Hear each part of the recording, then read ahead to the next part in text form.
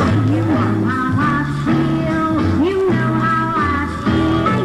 You know how I feel. Just a new day, a new life begins. You know how I feel. You know how I feel. You know how I feel. A new life begins. You know how I feel.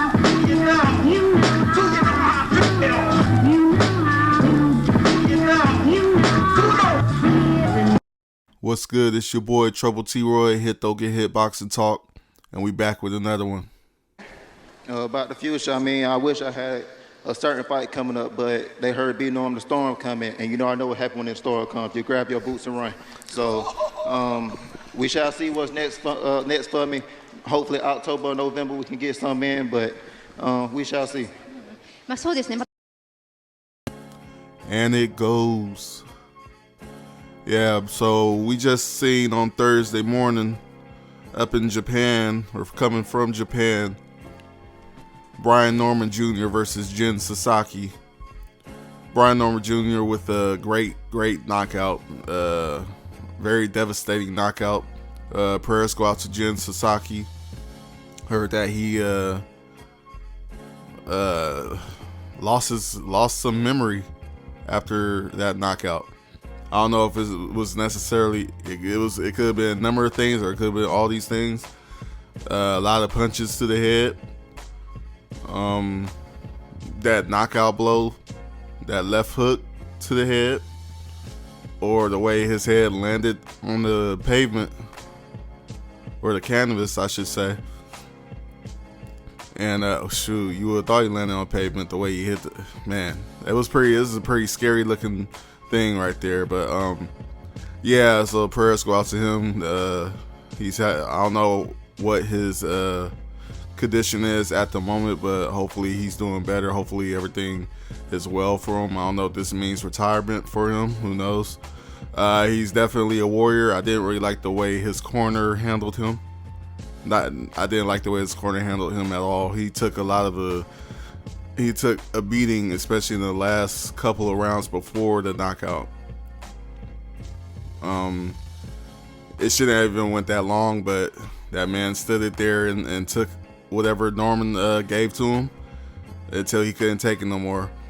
And Brian Norman, he showed that once again, he shows that he has some pop in his punches. He's a good fighter. Very good fighter, in my opinion. Still some flaws, just like most fighters, if not all fighters, have their flaws. But you see them. You see what you need to know about a fighter the higher the opponent's caliber is. And I'm still waiting for that for Brian Norman.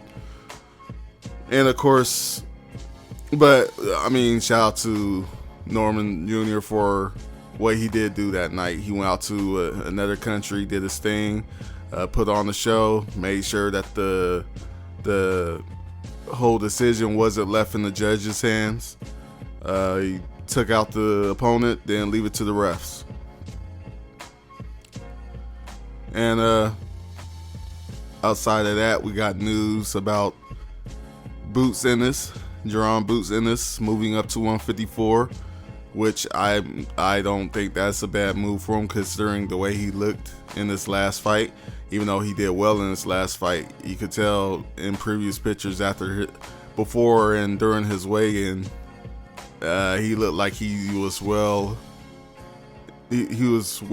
ready to go ahead and move up to 154 at this point. So there's a lot of speculation about who is ducking who, or who has been ducking who. In my opinion, the one ducking to me was Brian Norman Jr.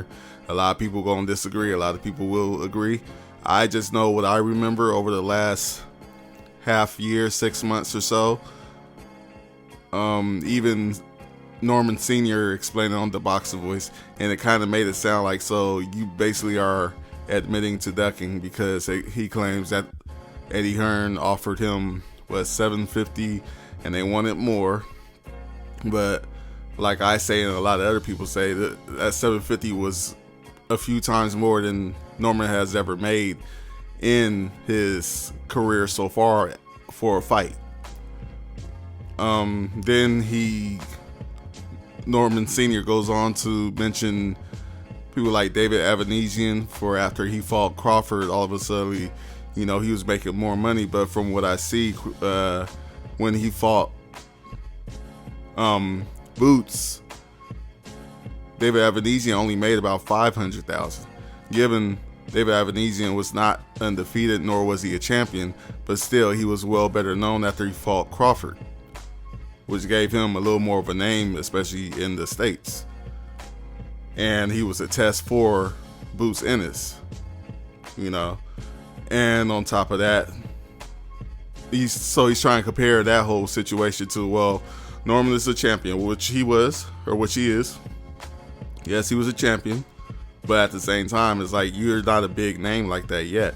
And honestly, in my opinion, I believe that if Norman would have stayed and fought Boots in Philly, like the plan was to back then, I believe Norman would be just as big, if not a bigger name as he is now after this fight in Japan. I feel like if you could have went to Philly and beat that man Boots in his own city, his own hometown, wouldn't that make you probably one of the biggest names across the welterweight division, like by far? You're beating Boots, who is the biggest name, well, was the biggest name, now he's at 154, but in my opinion, beating Boots for less money would have been bigger than beating Sasaki for a little more money. I'm not sure. I think he made probably around as much as it was asking for to fight Boots in the first place, which is good. I mean, I know Norman's stock has risen since Thursday morning. That's good. But at the same time, it kind of makes me feel like you said that Senior was on the Boxer Voice. This is where I'm getting most of the stuff that I heard him say, talking about they don't need the money, but on the other hand, it's about we ain't gonna go to Philly and not get the money that we want. It's like, do you need the money? You don't need the money. You believe in yourself. You believe in yourself beating Boots, but then, or you and your father or your son, however you want to put it, y'all believe in yourselves beating Boots, but yet you want more money to go and fight him. So it's like, which one is it?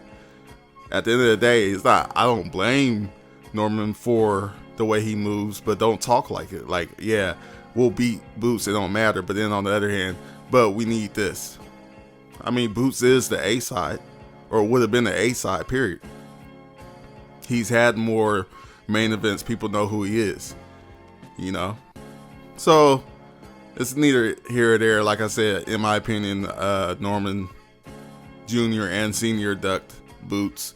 I believe, me personally, that they tried to wait it out with Boots so he get to a point where he's either going to have to drain himself to make 147 one more time, or what happened just not long ago, Boots decides to go up to 154 and then they start calling duck, quack quack Boots, type shit. But once again, neither here or there. But either way, what happened in the future, Boots goes up to 154. Hopefully he can do his thing. I mean, not hopefully, because it don't matter to me what he does or what he doesn't do. But if Norman wants to fight in the future, Norman does what he has to do at 147. He probably won't get much credit at becoming undisputed at 147 because there's really no other names outside of Boots. I mean, who knows how that will work out for Norman. I mean, Norman, I believe he's big enough to go at 154 now if he really wants to, and he could go meet Boots there. Me personally, that's what I think. But if Norman continues to wait and something ends up happening to Boots where Boots happens to end up, possibly losing to somebody at the weight class at 154, then the fight's not worth anything. So it's like, as far as I'm concerned with Norman, I would be planning on just going up to 154 because not only do you have Boots, but there's a lot of competition up there, a lot of more harder, more known, more appreciated competition up there at 154 for Norman to have, just like for Boots. So we just gotta see how they both move at the end of the day, you know, with their careers in the future. What's next for both of them? I don't know what's next for Boots going up to 154. Does he fight Ortiz? Does he fight Zoo? You know, Xander, Sebastian. I mean, I know everybody has fights coming right now, but after their fights are over, what you got, Thurman, go up there for a Thurman tune-up. You could do that. You know, there's a few guys up there. You go up for a quick tune-up and then go right into it. You know, still got a lot of time. I mean, time flies when, you know, the older you get, but hey, you know, it is what it is. Make those moves. And then Norman, like I said, he could go ahead and try. I don't know what politics is going to play, or how politics will play in at 147 now that everything's just so weird. You have Pacquiao versus Barrios. We don't know what's going to happen with that. And we already know Pacquiao is already talking about if he wins against Barrios, he wants to go and fight Tank. So, which is a dud to me. I don't even understand Pacquiao coming back to the ring in the first place. I think that's just a PBC move to save themselves a little more time in the sport. I don't know. You know, there's so much going on. You have, Boots is giving up 2 belts now. So what, Norman could maybe fight for a vacant belt here, and somebody else get the other vacant belt, and he goes ahead, beats them. I think Norman's going to be the guy at welterweight at this point, unless somebody comes in hot, young and hot, right behind him, or pause, or, you know, whatever. We'll see though. But Norman's chances at 147 right now seem fairly good for him. So yeah, that's what's going on right now with that whole thing. As far as Norman calling out Boots at this point, I feel like it's going to just be a whole nother, it's going to be like a Benavidez calling out Canelo 2.0 at this point, because all you could do is call him out. If you're not going up to 154 right now to fight him, then I don't know, there's no other reason to call him out or have his name in your mouth any longer. If Boots really decided I'm going up to 154 and that's it, and you're deciding to stay at 147, then stop mentioning Boots. But we know how the sport, especially in America, we know how boxing in America goes. It's more people calling people out on social media or interviews rather than actually making fights. I mean, we went through Boots calling out Crawford for who knows how long, and we knew that fight wasn't going to happen.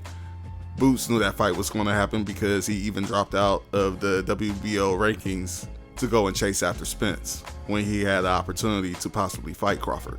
So, once again, American boxing, a bunch of call-outs, social media, everybody wants to talk about sparring, everybody wants to talk about, you know, who they think beats who and how, and, you know, I mean, we don't even know who is better between Boots and between Norman, because neither one of them have really fought top level guys yet. They're both really at the same level. I was telling my bro, like, given maybe when this fight was first talked about, if they would have made this fight right away between Boots and between Norman Jr., I would have had Boots winning just off of GP, just off of his style, just off of the abilities I've seen between the two. I feel like ability-wise, skill set-wise, I feel like Boots is a little more above Norman Jr. as far as those things. Power-wise, I feel like they're equal. I mean, you can look at the records and kind of tell that if you want to look at it that way. But competition-wise, both sides has been real low.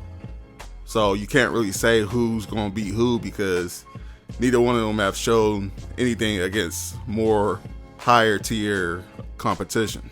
So it's hard to say. Like I said, back then I probably would have Boots winning, but we may never see that fight. I wouldn't be surprised. Because once again, if one of them happens to lose before the other, then it's kind of like a lost cause at that point. I mean, not to me. I still like to see the fight, but you know how American boxing is. Once you get that L, you ain't shit to a lot of to casual fans. To real boxing fans, we don't care about L's. It's about the bounce back. But that's a whole nother thing. So, anyways, congratulations, Brian Norman Jr. Great performance. That's another thing too between Boots and Norman. They both get hit a lot. A lot of people don't like to mention that, but they both get hit a lot too. So that would be a whole nother thing. Who hits who first with the hardest punch, and how do they take it? You know, because that's going to be a whole nother thing. Both of them get hit a lot. I don't want to leave that out. A lot of people are afraid to mention that, or they really just don't understand boxing enough to really realize that or notice it. But they both get hit a lot more than they should by lesser fighters. So that kind of tells you something right now, or that really tells you nothing in the same type of way. You know what I'm saying? But yeah, once again, shout out and congratulations to Brian Norman. Great performance. Did exactly what he was supposed to do, what we all thought he would do. And like I said, prayers for Jin Sasaki. Hopefully, you know, he's doing better. Y'all can let me know in the comments if y'all have heard any updates on his condition. And yeah, we'll see what goes on from here. Like, comment, subscribe, and share. It's your boy Trouble T Roy. Hit Don't Get Hit Boxing Talk. And I'll be back with another one soon. All right, y'all. Peace.